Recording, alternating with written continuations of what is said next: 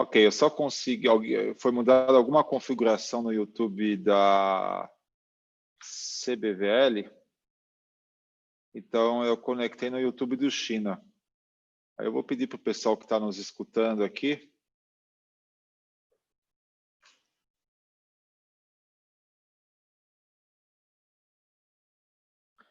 para que faça então a propaganda que vai ser no YouTube do Airboys Team. Eu vou colocar o link aqui para todo mundo. Vou colocar, vou ver se o Lucas coloca no da CBVL também.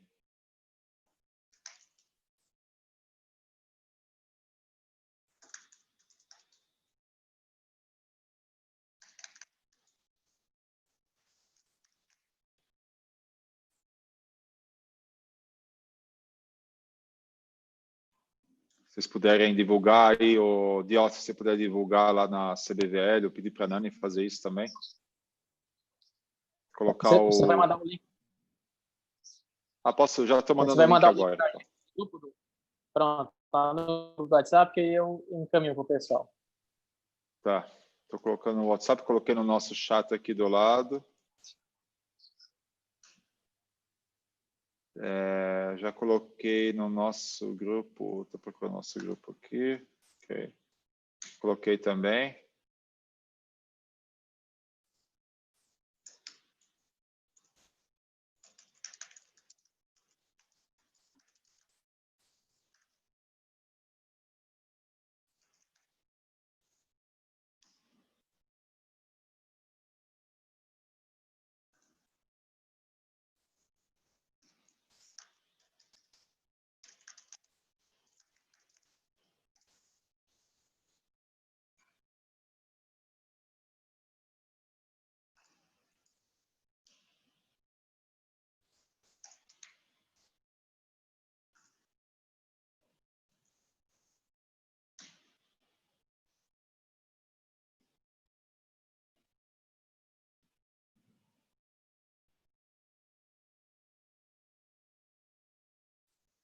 Bom, eu já fiz a divulgação. São 8h05. Vou começar a gravação e aí a gente vai embora no assunto.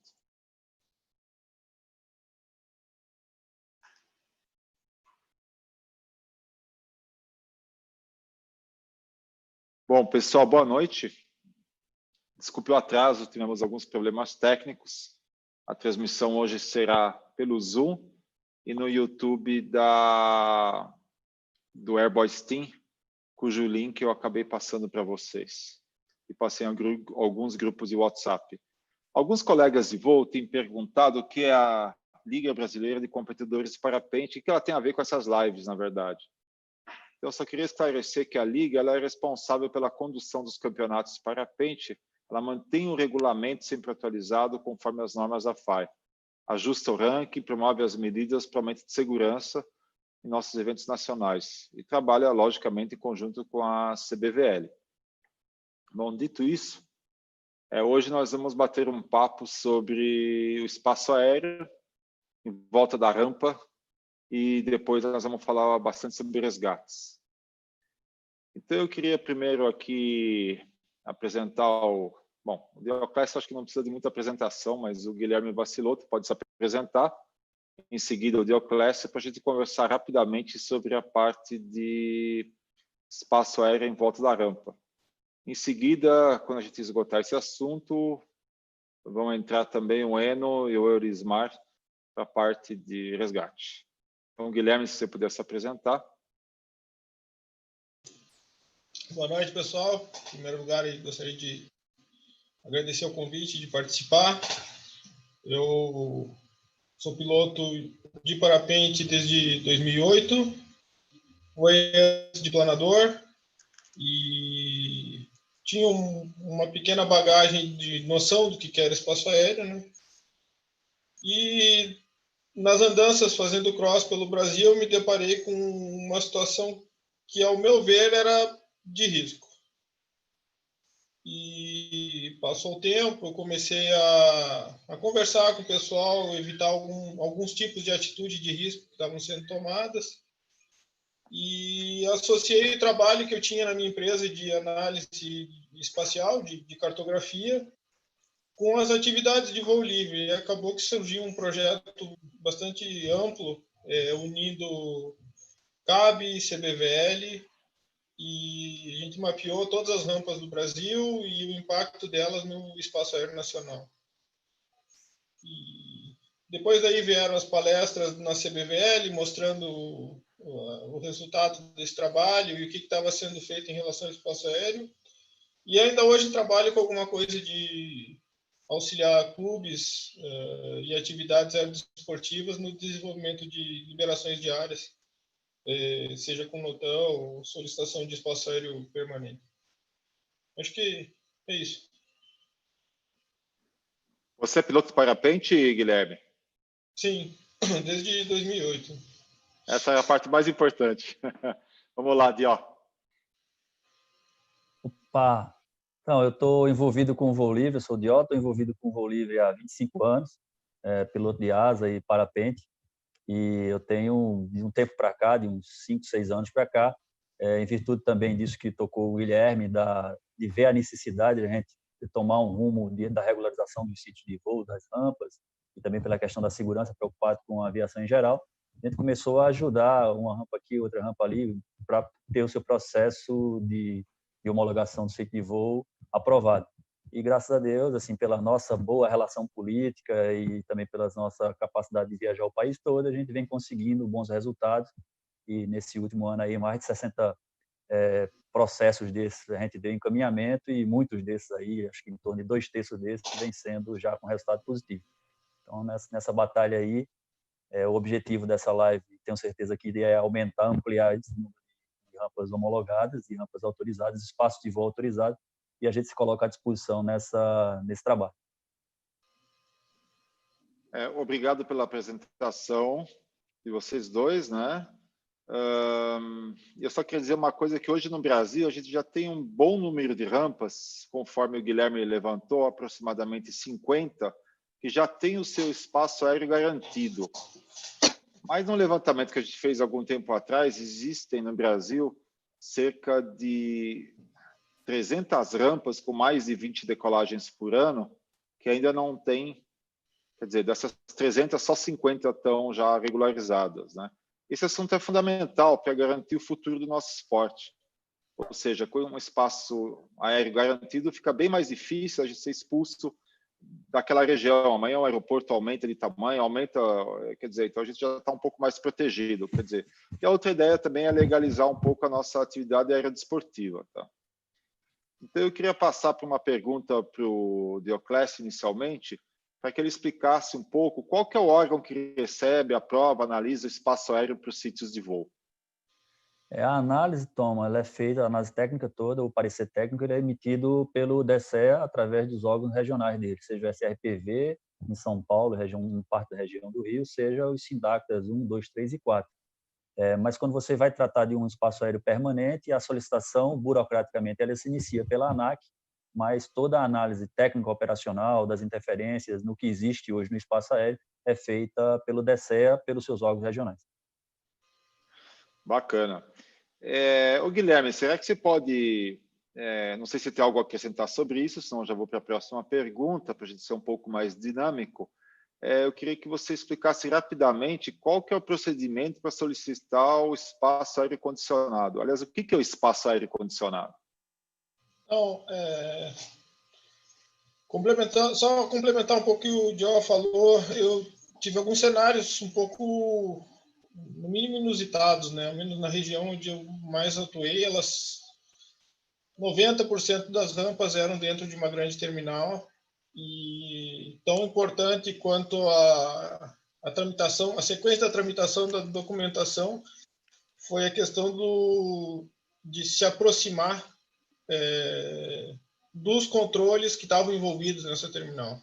No caso, Caxias e Porto Alegre, e o segundo caso que a gente teve aqui foi a terminal de Santa Maria, que é a segunda maior terminal do mundo, se não me engano. A primeira é a da Academia da Força Aérea e a segunda aqui de Santa Maria.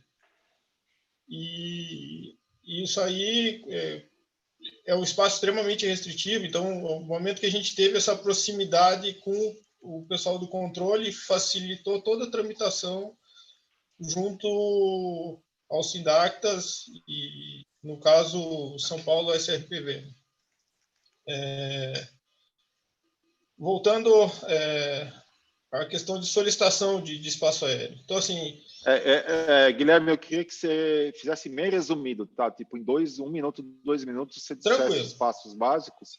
A ideia aqui não é um detalhamento muito grande, tá? Basicamente, ICA 1050... Agora me falhou o número de cabeça aqui, mas eu posso postar a documentação toda para vocês. Te lembro de cabeça ICA 53-4, né? Da solicitação de espaço aéreo. 138. 138. 53-4 é outro assunto. Ali tem toda a sequência de espaço, mas basicamente consiste em uma carta comunicando a intenção de espaço aéreo, o preenchimento de um formulário onde a gente coloca as coordenadas do polígono de interesse, limites de mínimo e máximo, regime de ativação, que trata de como essa área é liberada, se vai ser entre 2 e 5 da tarde, se vai ser o dia inteiro. E quem é o responsável? Tem que ter um CNPJ responsável. Preenchido esses documentos, a gente envia eles para o setor responsável através de um protocolo eletrônico, bastante didático de usar, ele chama S-Dia, e se faz um cadastro lá, a gente acessa com login, preenche esses dados no S-Dia e adiciona o formulário padrão esse que está na ICA e um arquivo KMZ mostrando a parte o arquivo do Google Earth que a gente enxerga no mapa como qual é a área de interesse. Isso é submetido a uma análise regional no Sindactas e depois uma análise local no sítio de interesse, né? E tendo esse parecer aprovado por esses 2 órgãos de controle de espaço aéreo, ele vira uma publicação, seja em forma de um aviso temporário, né, 90 mais 90 dias, ou um aviso permanente. O que muda na tramitação entre o temporário e o permanente é que o permanente passa pela ANAC antes, mas a documentação é a mesma, o processo de envio é o mesmo. A ANAC apenas ela recebe ela consegue cadastrar o que está sendo solicitado de permanente a nível de Brasil. Muito bom, Guilherme. Obrigado. Diossi, tem alguma coisa a acrescentar nesse assunto? Não, o processo é esse que foi apontado pelo Guilherme. E a grande vitória nossa nesse processo é como ele bem colocou, foi que ao longo desse trabalho que tanto ele, como eu, como o Matuque também vem fazendo, como também muitos clubes e associações vêm fazendo de forma individual, a gente conseguiu se aproximar mais das autoridades e tendo a respeitabilidade para poder começar a pleitear alguns casos que são bem difíceis. Eu vi aí uma colocação de uma pergunta aí de que no Espírito Santo uma rampa mais antiga não foi aprovada, enquanto outras rampas novas foram. É porque cada caso é um caso, cada análise é uma análise e elas não são tratadas coletivamente, elas são tratadas individualmente. Mas esse trabalho ele é contínuo, a gente nunca se dá por vencido. Tem situações que eram bem impeditivas e hoje foram conseguidas. Então, é só continuar nessa batalha e a gente está aí para isso. Eu só fiquei com uma dúvida, quer dizer, talvez você mesmo pode responder, tem que ser uma figura jurídica, tem que ser uma pessoa jurídica solicitando, ou seja, eu, se for dono de uma fazenda com a decolagem em Thomas Milco, não posso pedir um espaço aéreo na minha decolagem? Como funciona isso? É uma norma burocrática, o DSE, através da ICA 138 e outras legislações, a 103 também, ela exige que isso seja pedido por uma associação ou qualquer ente que tenha CNPJ, pessoa jurídica, para estar ali como concessionário, a figura do concessionário, que é aquele que vai ficar responsável pelo espaço de voo a ser concedido. É uma obrigação burocrática, mesmo que seja, esses dias a gente conseguiu um espaço temporário para uma rampa particular no Rio de Janeiro, mas todo sítio de voo, eu não conheço nenhum que não tenha uma ligação com um clube ou uma associação ali que dê um respaldo. E a de lá, por exemplo, foi feita por um clube que tinha na cidade vizinha. Isso não vejo como um fator impeditivo. E, inclusive, também tem situações onde a gente tem rampa homologada no Brasil de hotéis que são privados, mas o hotel tem um CNPJ e ele conseguiu, que é o caso da rampa lá da Pedra dos Ventos, lá de Quixadá. do Hotel Pedra dos Ventos. Muito bom. Eu acho que isso acaba esclarecendo bem para o pessoal que está escutando a gente, que é uma forma de se conseguir, ou seja, quem estiver numa rampa se junta na associação e, através da associação, dá o início desse processo, né? Eu queria também, aproveitando que você já está com o microfone aberto, perguntar uma coisa. O que a gente faz se o pedido for negado? Quer dizer, você já deve ter tido algumas negativas. E qual foi aí o procedimento? O que a gente mais tem é negativa. Nesse processo de construção das pontes, de desburocratizar o procedimento de conseguir esse espaço de voo, as negativas no início eram corriqueiras, e eram negativas assim pelo simples negar. Com o passar do tempo, a gente conseguiu, com interação com esse pessoal da análise, o pessoal técnico, hoje a gente já recebe respostas apontando qual é o ponto negativo. É porque interfere num procedimento X, é porque está próximo do terminal Y. E aí o que você tenta fazer é refazer novamente o processo, corrigir aquilo ali em cima do que foi apontado, até chegar a um formato, a um modo que seja possível. E também tem outras situações que são até um pouco mais complicadas, mas também não são impeditivas, que é a figura das cartas de acordo operacional, quando envolvem uma, duas ou três entidades com objetivos diferentes, e elas se juntam ali e celebram essa carta de acordo operacional, o DCE, o SINDAC, através do DCE, pelos seus órgãos regionais, o SINDAC, o SRPV, ali funcionando como um tutor dessa discussão, estabelece uma carta de acordo e, graças a essas cartas de acordo, a gente já tem sítios de voo como Santa Rita do Sapucaí, que conseguiu o seu NOTAM, Picagudo, no São Paulo, um tradicional sítio de voo que também está para conseguir o seu NOTAM, já está bem avançado o processo de acordo operacional entre o clube local e a Embraer, que detém um espaço de voo ali que interfere com o Picagudo, e outros sítios de voo que a gente tem trabalhado, Montes Claros, lá com a FIS do aeroporto de Montes Claros. São N situações que estão sendo, pouco a pouco, vencidas, e é um processo contínuo. O que tem que se fazer quando se nega é continuar tentando e nunca desesperar. Bacana. Guilherme, eu queria te fazer uma pergunta que basicamente vai ser a última pergunta dessa parte de espaço aéreo, antes de ir para o próximo item, qual a diferença do espaço aéreo temporário e do permanente? Tá. Temporário, ele, de certa forma, ele é simplificado, né? A análise dele não é tão impactante, porque eles avaliam o grau de impacto na região. Se aquele espaço permanente vai, por exemplo, proibir a expansão de um aeroporto ou a criação de um aeroporto numa região. Então, o NOTAM permanente ele ocorre com limitação de tempo, 90 mais 90 dias, pode solicitar ele e pedir renovação dele, né? E tem sido uma solução interessante em regiões de tráfego aéreo bastante intenso, por essa análise um pouco mais simplificada.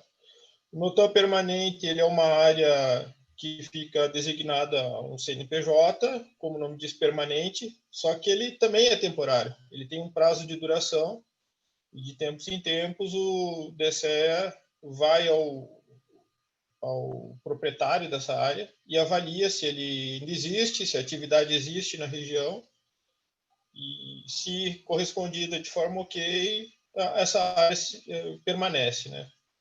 Uma coisa que aproveitar esse gancho aí, inúmeras áreas permanentes do Brasil caíram recentemente. O próprio Thomas e o Dió, a gente trabalha no processo de atualização das cartas de risco da CBVL, e virou um negócio tão dinâmico que a gente aprova uma carta para publicar e na mesma semana cai 2, 3 espaços aéreos de uma região. O DCE forçou o contato com todos os proprietários de espaços aéreos permanentes, e quem não respondeu perdeu o espaço aéreo permanente.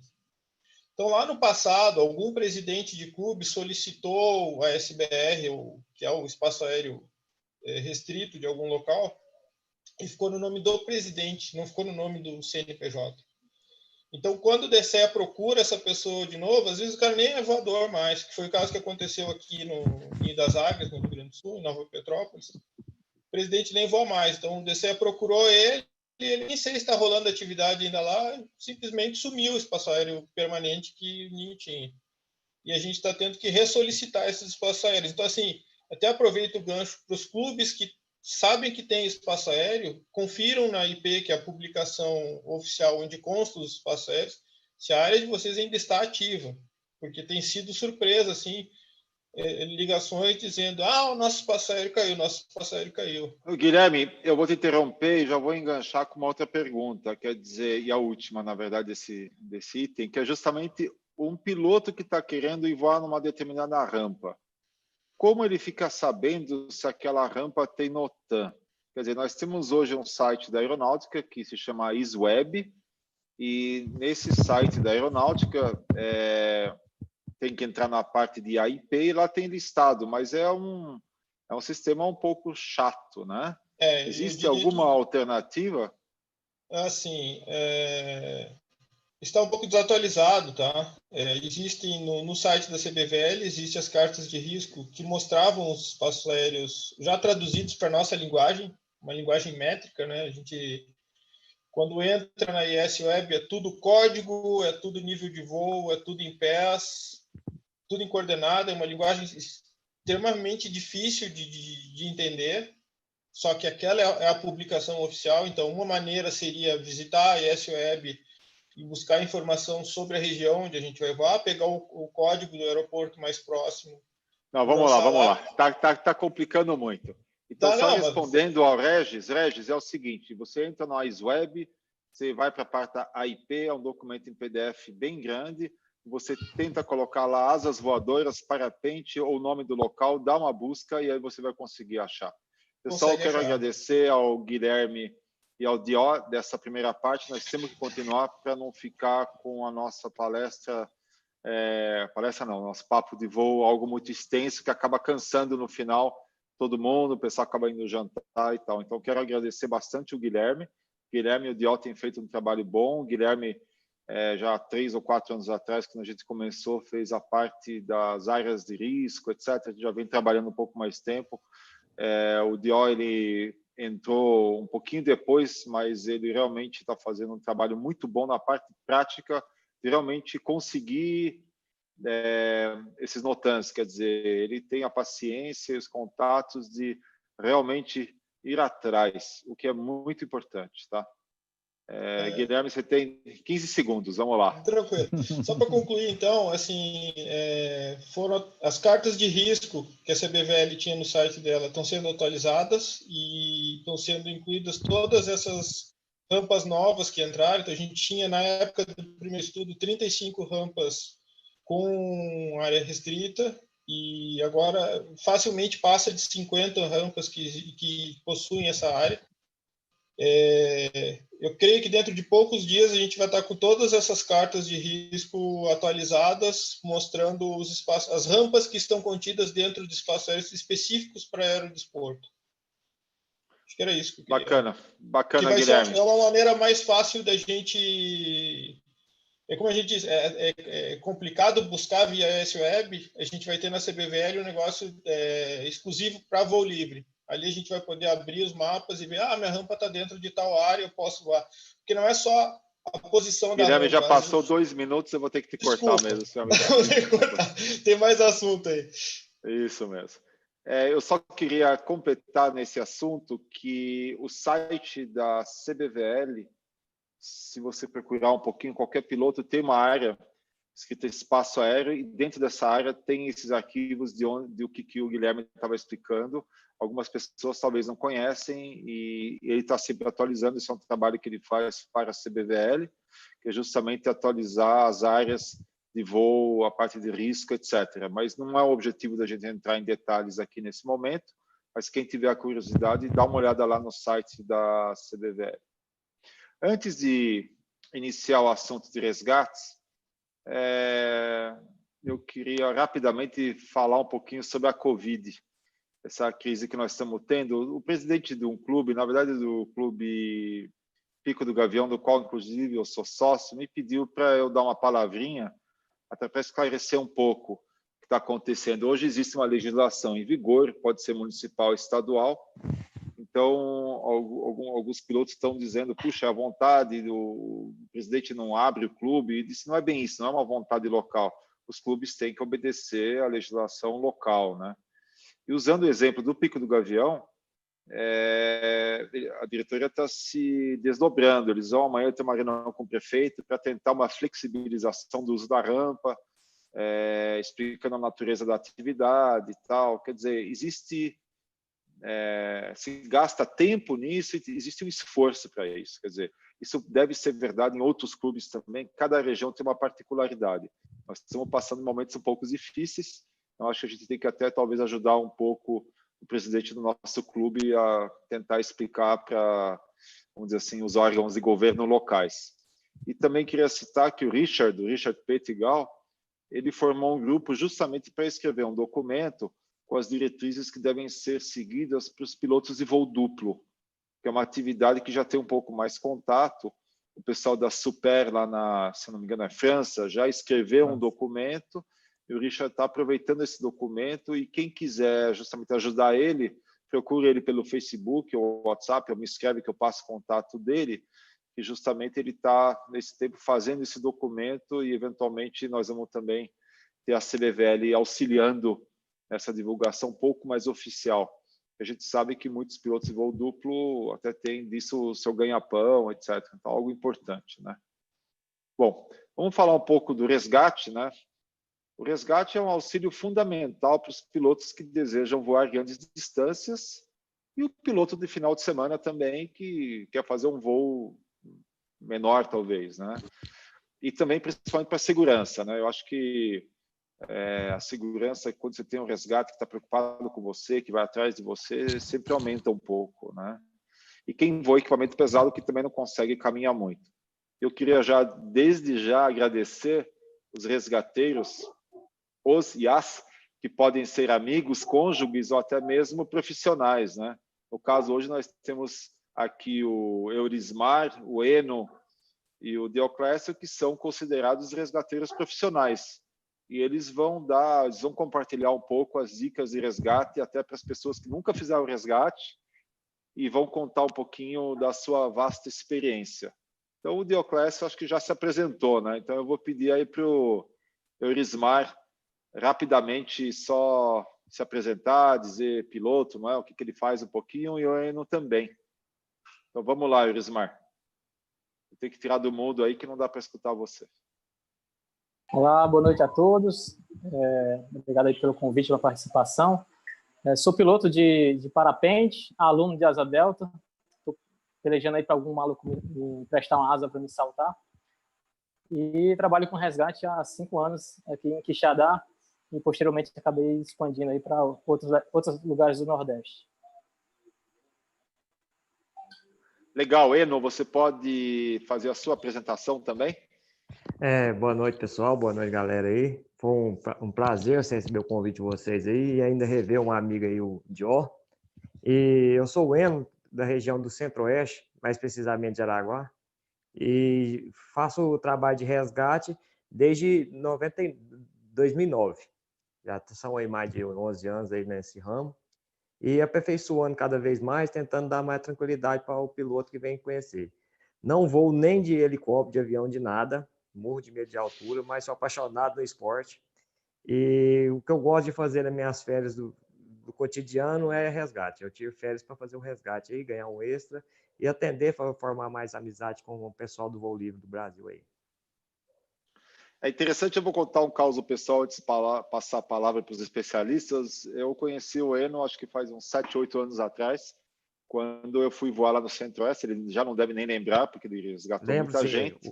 Eu voava com uma vela... de Goiás.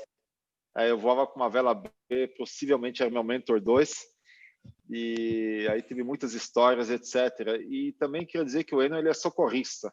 Quer dizer, nesse momento aí de Covid e tal, ele deve estar trabalhando bastante também, né, Eno? Estamos trabalhando. Hoje eu pedi uma troca de plantão para poder participar da live aí, mas assim que acabar aqui, estamos voltando para o batente. Estamos no SAMU. Então, eu queria aproveitar que você já está com a palavra e fazer a primeira pergunta para você. Qual que é o preparo que um bom resgateiro tem que ter? Thomas, o mais fácil que o pessoal fala, eu tenho habilitação, quero ingressar nisso, o mais fácil é dirigir. Primeiro de tudo, a gente tem que preocupar mais com o piloto. dá tranquilidade para o piloto. Ele sai de casa, está gastando dinheiro, disponibilizando tempo para poder fazer o esporte dele. Então, prioritário é o piloto. E a gente quer dar toda a segurança, desde o início que ele sai do hotel até a hora que ele volta.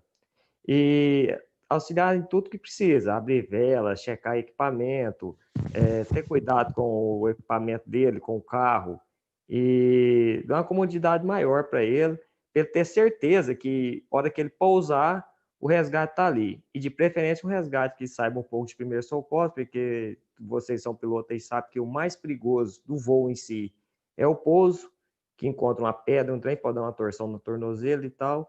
E a gente tem que estar preparado para tirar o piloto de qualquer lugar que ele estiver, em qualquer circunstância que ele estiver.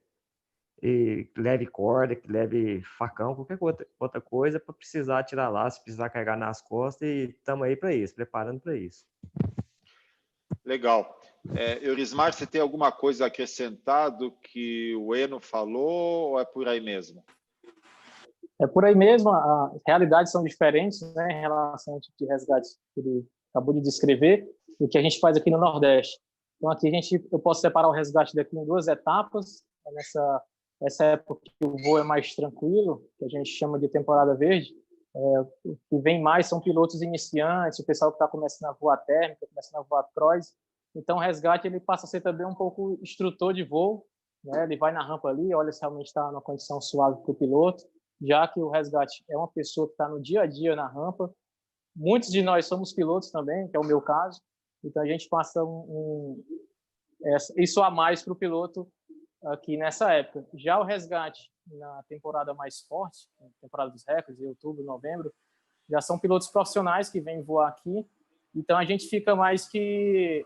A gente tenta se excluir do voo do piloto, né? A gente dá uma estrutura antes, informa como é a condição, fala da rota do voo, ele tem que estar com seus waypoints lá.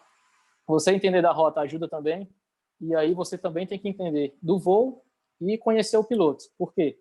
De acordo com a hora, né, que ele está decolando, de acordo com o perfil do piloto, com a vela que ele está voando, o resgate vai ter que se posicionar, né, ou ficar sempre atrás, ou ficar sempre embaixo dele, né, e aí vai variar de acordo com a hora. Se eu sei que é um piloto experiente, que está numa vela muito avançada, que já passou de 2 da tarde, eu sempre vou estar ali a 20 km na frente dele. Eurismar, vamos com calma. Eu acho que o importante quer dizer, o que vocês dois falaram, quer dizer, o resgate tem que centrar no piloto. Ele tem que entender como é o piloto, se é um piloto avançado, menos avançado, o que ele precisa, quer dizer, eu acho que esse é o fundamental, né? E ele tem que saber onde o piloto está indo. Isso. Quer dizer, eu já vou pedir, inclusive, para o Dió, já vou aumentar a pergunta, além de você complementar o que eles falaram, Dió, o que você sugere para um resgateiro que não seja profissional, ou profissional, enfim, que tipo de equipamento básico ele deveria ter junto? O que você recomendaria, Dió? Então, Thomas, complementando o que o pessoal falou e dando essa tua resposta, nesses 20 e tantos anos aí de fazer resgate, é basicamente o que foi colocado pelo Eurismar. A gente dá tranquilidade para o piloto voar, ele voa e a gente cuida do resto embaixo. Isso desde a saída do hotel, a decolagem na rampa, durante o voo. Quer dizer, voar é um ato que requer muita atenção, é um jogo de xadrez que requer foco. Então, que um piloto que está bem servido pelo bom resgate, ele vai se preocupar em voar. E o resgate se preocupa com o resto, inclusive até com a parte final, que é onde estiver e como estiver pousado, que você dê as condições de retirá-lo com segurança e levá-lo até em casa. E para iniciar, essa pergunta que você fez assim, ela é muito interessante, porque tem gente que diz, mas eu não sou profissional, como eu vou fazer resgate? Quando eu comecei, quando o Eurismar começou, quando o Eno começou, quando todo mundo começou, ninguém era profissional. E olha que eu comecei numa época que nem GPS existia. Você fazia resgate com um mapa, falando muito mal por rádio com o piloto, que dizia mais ou menos onde é que estava. E isso acontecia. Hoje não éramos profissionais e o resgate acontecia e tudo deu certo, graças a Deus, tudo deu bem certo, até hoje deu. E hoje não, hoje você tem muitos instrumentos, eu diria que hoje o essencial primeiro, é vontade de fazer, é predisposição para estar, como colocou o Eno, você não precisa só ter a carteira de motorista e saber dirigir. Mas você precisa ter, além disso, vontade e querer fazer. Se você estiver bem focado e interessado em fazer, hoje você tem ferramentas que facilitam, hoje você tem uns pilotos voando com instrumentos de localização e segurança, como os localizadores de satélite, Spot, Iridium e outros mais, que isso facilita demais. Um celular é um equipamento básico que todo mundo tem que ter hoje, com mapas atualizados, mapas offline, de preferência, ele baixar o mapa e ter ele para que nas regiões sem cobertura de celular ele tem essa coisa, a informação de mapa, e uma boa comunicação, sistema de rádio, ou mesmo se a área for de boa telefonia, um telefone com vários chips que possibilita ele usar de diferentes operadoras para ter essa comunicação. Então, é basicamente isso, é vontade e usar do que a gente tem hoje de tecnologia, tanto de segurança por parte do piloto, como também por parte do resgate, desses instrumentos, que basicamente está tudo inserido num simples telefone celular. É muito interessante que você colocou,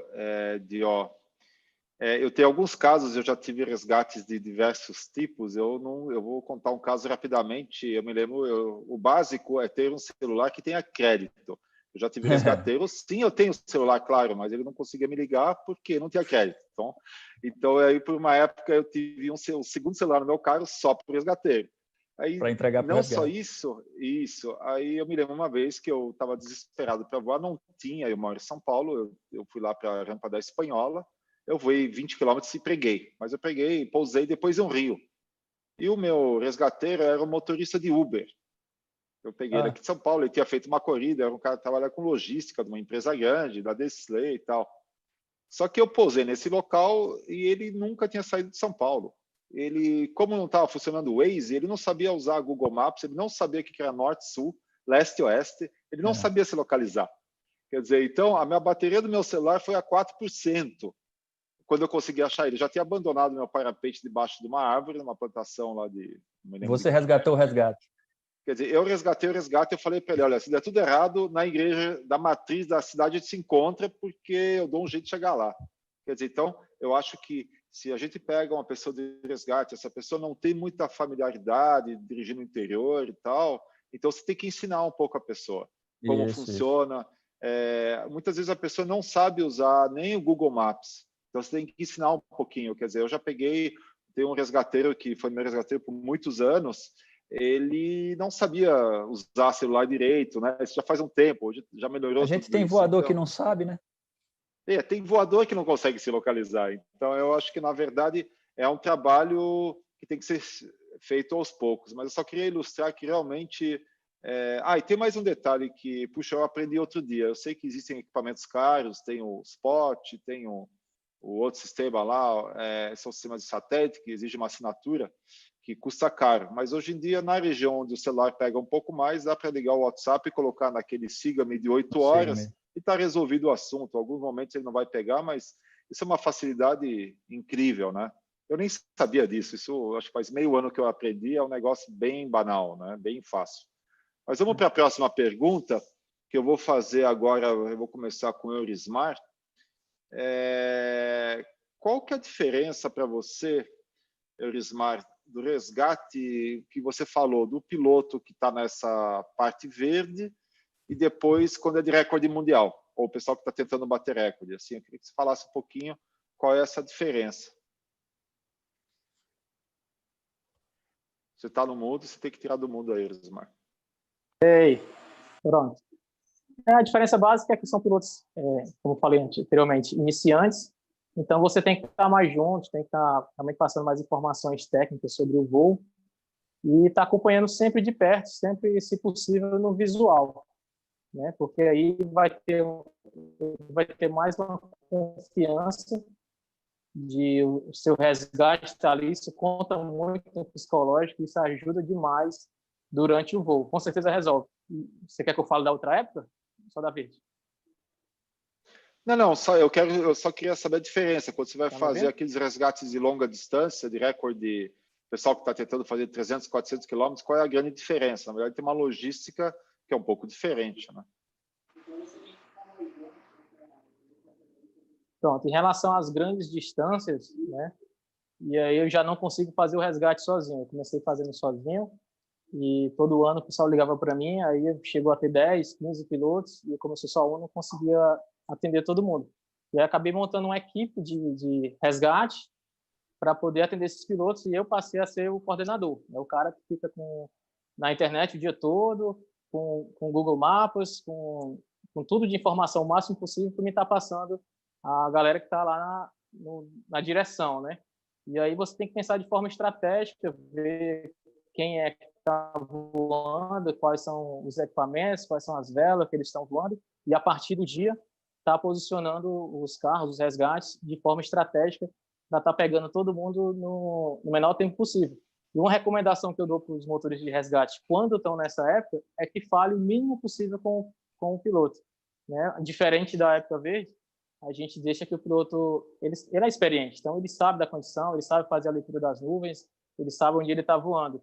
Então a gente quer o mínimo possível atrapalhar ele, mas atrapalhar entre aspas, né? Tem piloto que está pregando. Orismar, você falou uma coisa.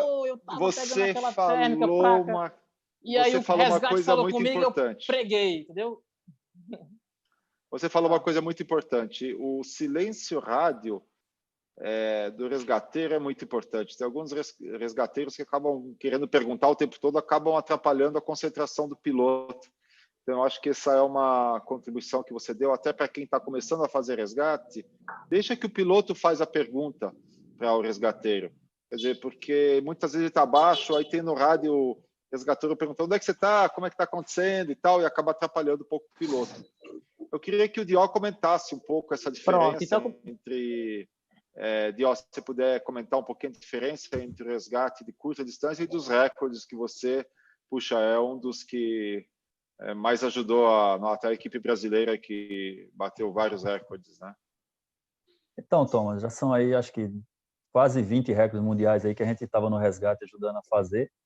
Esse voo de recorde é uma corrida contra o tempo, uma corrida do piloto para aproveitar a janela de voo, decolar e pousar voando toda a janela de voo na máxima velocidade média possível, e nós no resgate, mantendo esse silêncio, porque é um voo extremamente cansativo, focado, o cara voa ali o tempo todo 100% ligado no que está acontecendo, e você no resgate tem que estar utilizando das ferramentas tecnológicas, da posição que é passada pelo live, pelo spot dele, e tocando ali embaixo numa velocidade absurda. O cara voar num dia, numa janela de 10 horas, o cara voar 580 quilômetros, e você nessa mesma janela de 10 horas, você rodar 800 quilômetros com o carro, e você praticamente assistiu o cara dobrar a vela. É uma corrida contra o tempo. A diferença, como colocou Erismar, é que quando você está com a turma fazendo um voo local, ou um voo ali em Andradas, um voo em Santa Rita, onde seja, você tem essa possibilidade de trocar ideia com o piloto, de conversar com ele, sempre esperando que ele puxe pela informação, óbvio, até para poder não tirar o foco da concentração dele, mas você tem essa interação maior. Já num voo de recorde, quando me perguntam, e aí, você ajudou alguma coisa no recorde? Sim, ajudei o cara a decolar e ajudei ele a pousar, depois que pousou, botar a vela no carro, porque o voo em si é uma corrida contra o tempo, e quando a gente fica tão feliz, é igual a criança, quando a gente consegue ver o cara no voo, já é uma felicidade, porque a velocidade é absurda. Legal, legal. Eno, eu queria fazer uma pergunta um pouco... Eu queria acrescentar. Pois não. Só um detalhe que o Joe está falando, que a gente realmente não participa, mas quando o cara pousa, você tem que estar lá. E aqui no Nordeste, no Ceará já estou um pouco acostumado, mas esse ano eu sofri um pouco no Rio Grande do Norte, que o calor foi muito, muito, muito extremo. E eu sou do Nordeste, mas não estava aguentando mais o calor do Rio Grande do Norte. Então, um piloto ficar 1 hora no sol no Rio Grande do Norte, acho até que no Ceará, para quem não tem costume, chega a ser bem perigoso. Então, o resgate tem que estar afiado. Eu queria fazer uma pergunta para o Eno. Eu vou mudar um pouquinho, Eno, já que você é socorrista. O que você recomendaria para que o resgate eventualmente tenha? Quer dizer, seria interessante que ele conhecesse, talvez, alguma coisa de quais são os hospitais mais próximos, alguma coisa. O que você pode dar de dica para quem não entende nada desse assunto? Ixi, o Eno acabou caindo. Então, vou esperar ele reconectar. E eu vou passar a próxima pergunta para o Dior. Depois, quando o Eno voltar, a gente continua. Deve ter dado um problema na conexão dele. Deixa eu ver se voltou ou não voltou. Dior, qual a diferença? Quer dizer, qual foi o seu resgate mais difícil? O que aconteceu? Acho que essa é uma história boa para ser contada. Então, os resgates mais difíceis foram aqueles que a gente não encontrou o piloto, seja por falta de informação dele, seja pela informação errada. A informação errada é pior do que não ter a informação. Então, foi nessas situações. Uma certa vez, um piloto passou uma posição totalmente errada, isso numa época do Ex-Ceará, que era um evento que acontecia todos início de mês de novembro, a partir de Quixadá. Um piloto francês, já bem habituado com a região, mas era um cara extremamente desligado, famoso entre a gente, que fazia o resgate, de que ele era realmente um cara bem desligado. Ele passou a informação errada e a gente procurava ele num canto, ele estava em outro, escureceu, o rádio acabou, a gente sabia mais ou menos onde ele estava, então foi aquela de vamos dormir aqui no ponto mais próximo da última informação chegada e amanhã a gente encontra ele. Então essa foi um resgate difícil porque o lugar era distante de tudo, não tinha uma estrutura nem para mesmo para a gente se alimentar e eu fiquei lá aguardando ia clarear e sair perguntando às pessoas, porque essa é uma vantagem que o Nordeste tem, que há uma corrente de informações muito grande e só foi perguntar, você viu um maluco descendo de paraquedas por aqui? E foi rápido assim, tem um ali, tem um cara que fala uma coisa que ninguém entende. E assim a gente foi, chegou nele lá, ele estava tranquilo, deitado numa rede, fumando seu cigarro e não estava nem aí para ter dormido no mato. Foi uma das situações complicadas que passei, no sentido de não achar. E as outras situações complicadas foram aquelas, assim, meio que pegando um gancho da resposta que você espera do Eno, foi situações que os pilotos estavam machucados, né? Então, que a gente teve toda aquela tensão de ter que não fazer um resgate, sim, praticamente fazer um salvamento e alguns amigos nossos aí que só Deus mesmo que botou a mão ali, que iluminou e aconteceu com a gente.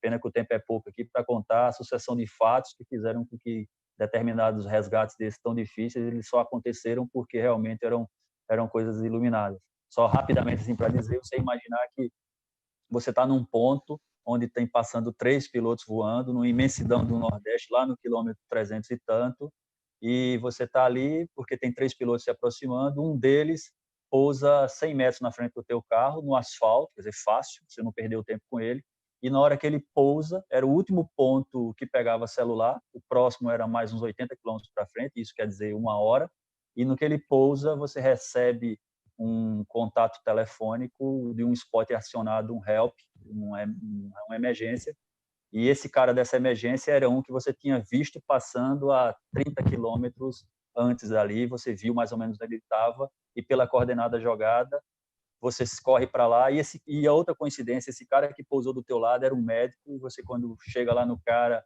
era uma mata de uns 3 quilômetros para chegar no cara, mas quando você se depara encontra 2 mateiros ali nordestino com faca, foice na mão, porque vinham da limpeza de mato, e esses caras se empenham numa batalha para chegar num cara e o que seria um resgate impossível, porque eu precisei de médico, eu acabei precisando dos caras para abrir a picada no mato, trazer o cara até o carro, do médico para fazer o atendimento no lugar, costurar, o cara teve um corte profundo na coxa.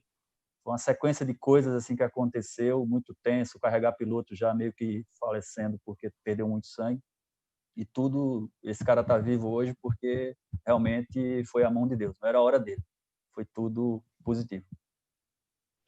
Eu queria dizer que o resgate ele é fundamental, quer dizer, e o resgate, o resgateiro é uma pessoa que acaba se virando. Então vamos ver agora se o Eno, que foi dar uma volta aí, que caiu a conexão dele, Desculpa aí, pessoal. se ele pode explicar para nós um pouquinho o que ele sugere, assim, já que você é socorrista, o que se sugere aí que um resgateiro, assim, que não é uma pessoa profissional, mas o que ele pode fazer, quer dizer, ter endereço de hospital, saber um pouco, quer dizer, ter dentro do carro alguma coisa adicional, o que se sugere?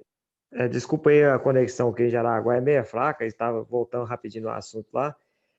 Hoje em dia, Thomas, está fácil a comunicação por causa da internet, mas como você acabou de presenciar, não é sempre assim, né? Do nada a internet cai esse nosso celular, cai tudo. Mas o assunto que você perguntou sobre o que a gente precisa, principalmente ter contato de todos os possíveis hospitais, SAMU, bombeiro, e se precisar, a pessoa volta na cidade para vir trazendo a ambulância junto, porque às vezes cai num lugar ermo, sem acesso e tal. Mas o principal mesmo é fazer um torniquete, saber soltar e prender ela no tempos em tempos, imobilizar membro sempre acima e abaixo da fratura na primeira conjunção, Me faltou a palavra aqui. E calma, ter tranquilidade. E questão de trauma, torácica, alguma coisa assim, nunca dê água para o piloto, porque aquela água ali você pode estar adiantando mais a hemorragia, perca de fluido corporal do piloto. Então, principalmente é ter paciência, ter calma e agir com agilidade. Eu acho que você colocou um ponto muito importante. Além da água, a gente infelizmente sabe que algumas vezes pode ter algum machucado. Então, dependendo do machucado que tiver, melhor nem mexer no piloto. Quer dizer, melhor esperar vir algum tipo de ajuda, né? Porque pode acontecer o problema. Também não quero falar muito de acidentes, porque acaba levando uma coisa um pouco mais negativa, né? Mas tem métodos de fazer uma proteção cervical com a própria aba do boné. Você consegue colocar a aba do boné ali e fazer uma proteção cervical. Mas quem não sabe fazer vai sufocar o piloto. Então, o principal é dar assistência da forma de tranquilidade e chamar um resgate especializado o mais rápido possível para chegar ao local. Porque não adianta você ligar no 92, no 93 e solicitar uma ambulância, mas a ambulância não sabe onde é que vai chegar. Então, às vezes, compensa você voltar na cidade e ser o guia daquela ambulância. E questão assim de sempre tranquilidade e poder dar calma para o piloto. A gente tem uma ficha de ramnese para saber se o piloto é hipertenso, diabético, se faz uso de algum medicamento, tipo sanguíneo, intervenção cirúrgica, platina, alguma coisa assim no corpo, porque facilita o pós-acidente, para dar uma sobrevida maior. Mas a intenção nossa aí, a gente é preparado para isso, não, bacana. mas não quer ter que fazer isso. A gente quer só a tranquilidade mesmo, pousar tranquilo e voltar para casa. Voltando para os pilotos ou para os resgateiros mais comuns, eu acho que aqui eu tenho um comentário no YouTube do grande amigo Werneck, que ele fala: pilotos, continuem levando rádio. Muita gente acha que só o celular resolve, mas em muitas regiões o celular não resolve. Então, o nosso bom velho rádio de mão, ele acaba ajudando bastante. O piloto, se não tiver o contato celular, então fique, chame, deixe o rádio ligado, combine uma frequência antes. Esse é o básico, mas eu tenho visto muitas vezes os pilotos já não se preocupando tanto mais em levar rádio, né? O Guilherme queria fazer um adendo aí como piloto, pudesse ser sucinto, Guilherme, que nós temos aqui algumas perguntas. Então, eu dou a palavra para você. Certo. Thomas e demais, por vezes eu preguei e liberei o resgateiro em Jaraguá e assumi o resgate, sem conhecer a região. E a única maneira de eu achar os pilotos, ao menos os que estavam comigo, era através de coordenada. E o que mais me chamou a atenção é que os pilotos não sabiam dizer onde estavam, não sabiam transmitir coordenada. E quando transmitia errado. Então, assim, aprendi ali naquele momento, e eu acho que depois a gente sentou com o resgateiro na janta e ensinou ele a entender esse tipo de coisa. Citasse a questão de um ponto de encontro numa emergência, saber falar no rádio, onde você está, onde você está, o dia inteiro a gente escutava no rádio, explicar para o resgateiro, olha, óbvio que a gente está conversando com resgateiros profissionais aqui, né? Mas assim, às vezes a gente não tem resgateiro profissional. E esse encontro no bar, no final da tarde, dar um feedback para ele e explicar que o cara está concentrado, que tem um formato de mandar informação. Se ele souber usar a coordenada, melhor ainda. Se ele souber diferenciar a coordenada, muito melhor ainda. Então, foi os perrengues que eu passei em Jaraguá quando eu pregava, é que os pilotos também não sabiam passar a informação para os resgateiros. Precisa ter esse encontro, não só na rampa, antes da rampa e depois da rampa para acertar esse... No segundo, terceiro dia a coisa funcionou, mas no início foi bem duro. Eu acho que foi muito bem colocado, Guilherme. Eu acho que aqui nós temos até que dividir a conversa em dois pedaços. Existe a parte do Cerrado, Centro-Oeste, Nordeste, as regiões mais remotas, e a região mais simples, mais fácil, como, vamos dizer, Estado de São Paulo, talvez aí no Sul também, né? Sul de Minas e tal. Nessa região um pouco mais remota, é fundamental, por exemplo, você combinar com o seu grupo de pilotos de resgate qual é o formato de coordenada geográfica que vocês vão usar? Porque existem vários formatos. Eu tive já bastante esse tipo de discussão. Então, tanto faz. Escolhe um formato e todo mundo usa o mesmo. Além de ensinar o que é uma coordenada geográfica. E outro assunto muito importante que você colocou é ensinar o seu resgateiro a falar no rádio. Muitas vezes nem os pilotos sabem usar. Quer dizer, tem gente que fica falando câmbio o tempo todo. Tem gente que fala onde você está o tempo todo. Quer dizer, então você tem que... Eu venho da aviação, eu tenho um conhecimento um pouco melhor, então o pessoal que eu voei junto, a gente já se ajudou um pouquinho, falando, olha, fala assim, fala assado, você tem que cotejar, quer dizer, que tem que responder, então, aqui eu estou, mas eu estou na vertical da cidade tal. Quer dizer, o pessoal tem que saber responder de uma forma adequada, senão dá uma confusão danada. O Eurosmar deve ter esse problema até quando tem os estrangeiros, deve ser um pouco até mais complicado, mas... Quer falar alguma coisa, Eurosmar? A gente tem um rádio, também tem essa questão de várias línguas que o pessoal fala, mas para o Nordeste é fundamental ter o rastreador por satélite, né? Porque o rádio também não vai funcionar, porque são distâncias muito longas. Então, eu digo assim, GPS é tão importante quanto o seu paraquedas de emergência, pode ter certeza. Veio para o Nordeste, vai na temporada mais forte, é fundamental um rastreador por satélite. O rádio não vai se salvar, né? Porque não pega, não tem. Você pertinho, pousou, tá bem, o carro tá passando do lado, tudo bem. Mas um resgate só no rádio é bem complicado fazer. Dior fez muito assim, mas eu tenho certeza que ele não aprovaria hoje um resgate apenas no rádio, porque mesmo que o piloto aconteça algum incidente e ele fique de forma inconsciente, né, eu vou ver vários pontos daquele rastreamento no local só e já vou saber que aconteceu alguma coisa, né, sem precisar ter um contato de rádio. De repente o cara ficou ali 20 minutos no mesmo ponto, eu já aconteceu alguma coisa, já vou acionar o resgate. E já aconteceu isso aqui com a gente.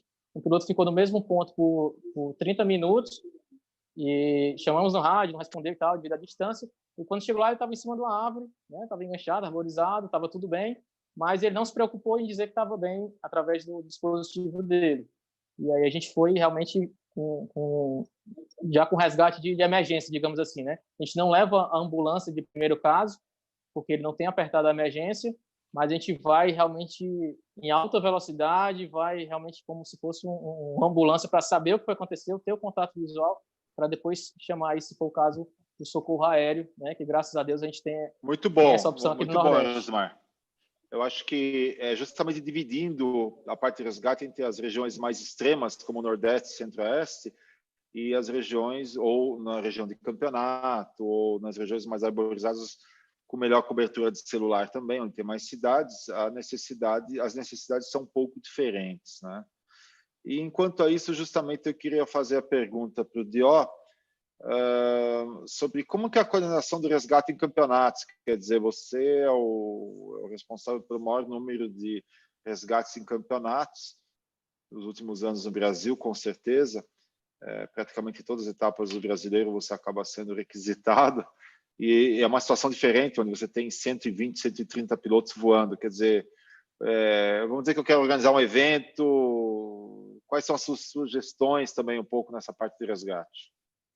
Então, a situação para o resgate de competição, ela se difere primeiro nesse ponto, né? Você não faz o resgate individual, você está fazendo o resgate do conjunto. Então, a primeira coisa que vai organizar um campeonato desse é saber quantos pilotos vão ser, e eu vou te exigir que seja uma estrutura X para atender aqueles pilotos. E não necessariamente uma estrutura X, assim, números de cadeiras e números de pilotos. Número de cadeiras no veículo, número de pilotos. Eu preciso de uma estrutura que me possibilite, a depender do lugar onde for a competição, que no cenário da prova que seja montada, eu tenha pessoas espalhadas ao longo da competição. Porque a primeira coisa que a gente se preocupa, e isso também no resgate individual, não é nem tanto em achar o piloto, e sim é garantir que, se caso um acidente aconteça, você consiga prestar uma assistência àquele piloto.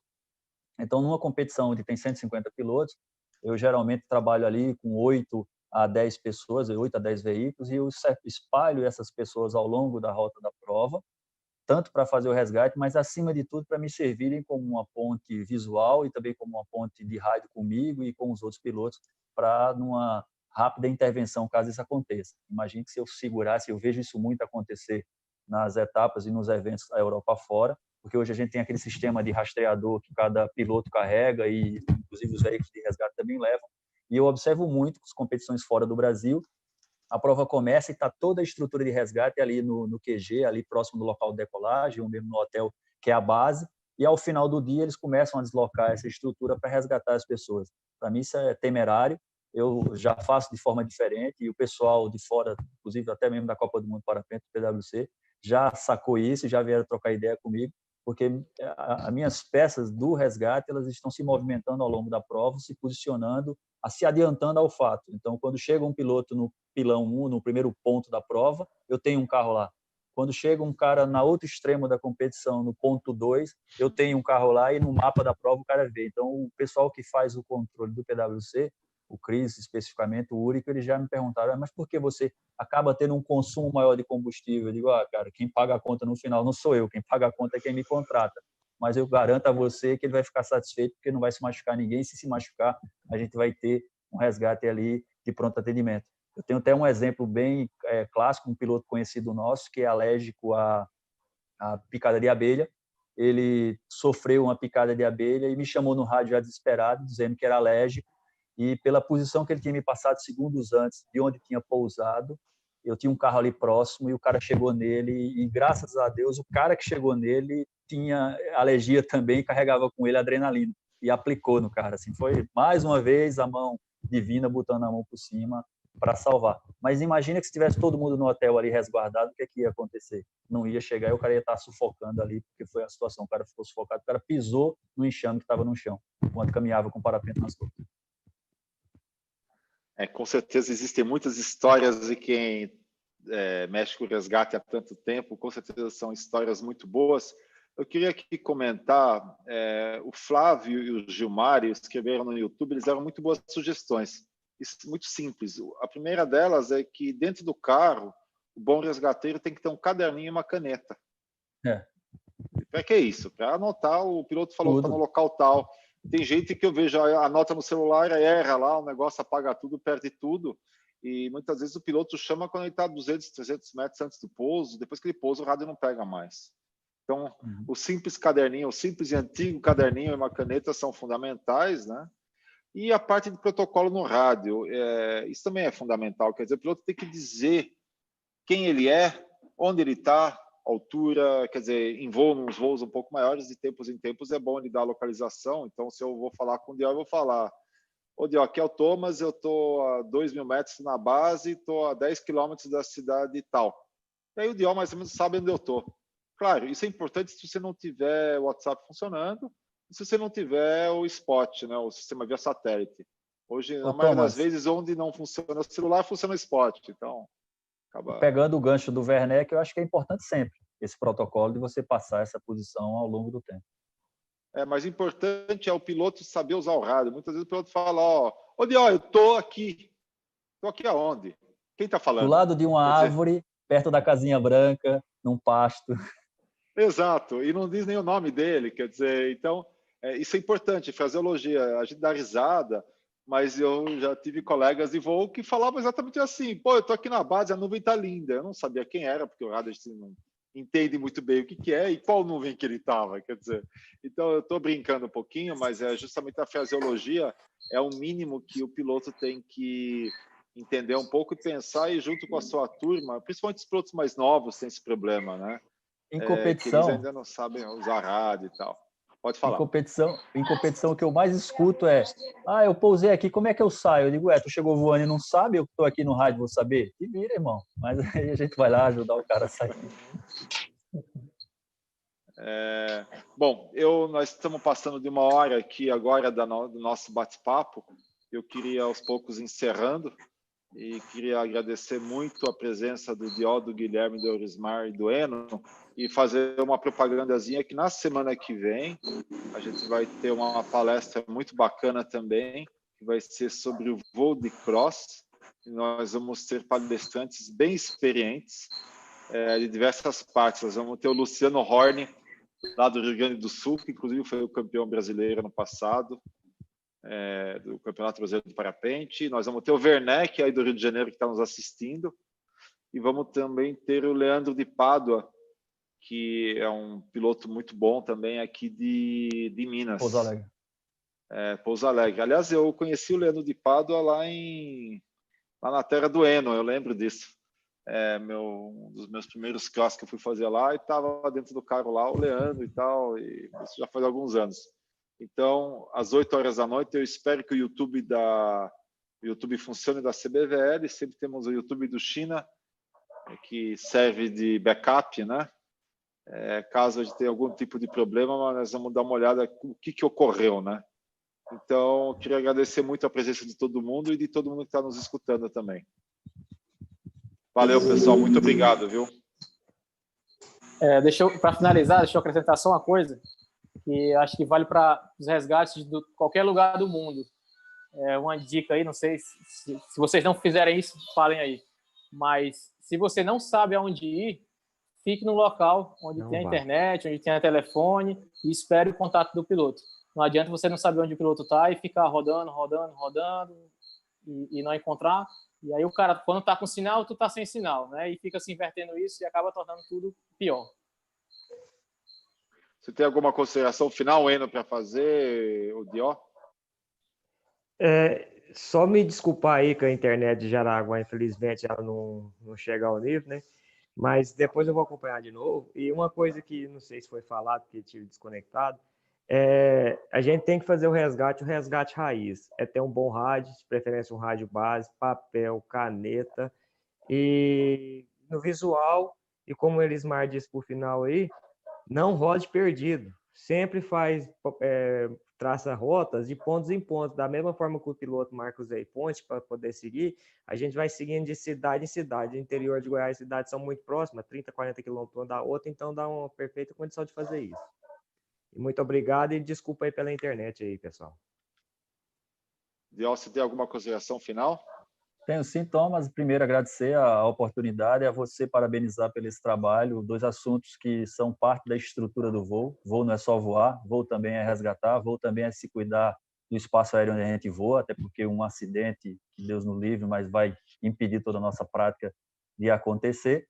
E dizer que estamos aí à disposição, tanto na questão do espaço aéreo, para ajudar clubes, para ajudar quem ainda tem sua rampa, seu sítio de voo, para desburocratizar e tentar buscar uma solução para isso.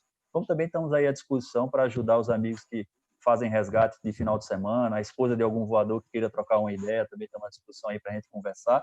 E também divulgar aí, ano passado, juntei todo o material nosso aí, mais de 15 anos de experiência no resgate, e fiz aí, acho que eu dei uma contribuição, eu lancei um guia com dicas e algumas informações simples que certamente depois eu vou precisar atualizar, escutando o Eno, e o Eno foi um colaborador desse trabalho feito, escutando o Eurismar, escutando o Wagner, o Zóio, a toda a turma lá do Nordeste que faz resgate lá no Sertão, o pessoal que faz resgate local lá no Sul também. Então, escutando a Nani também, a minha companheira, que é uma grande resgate também, uma das melhores do Brasil, e escutando a todos para a gente divulgar. Então, esse material está aí para todos, para quem quer se aventurar pelo mundo do resgate, dá uma lidazinha que eu acho que ajuda. Valeu, Thomas, valeu a todos. Muito obrigado. Obrigado, Dió. Inclusive, eu coloquei aqui no link do YouTube e aqui no link do Zoom o documento que você passou, que está no site da CBVL, na parte de downloads, que é o Guia do Resgate Eficiente. Então, quem está começando a fazer resgate, eu acho que é uma sugestão bem adequada para conseguir começar no assunto. Pessoal, muito obrigado. Boa noite a todos.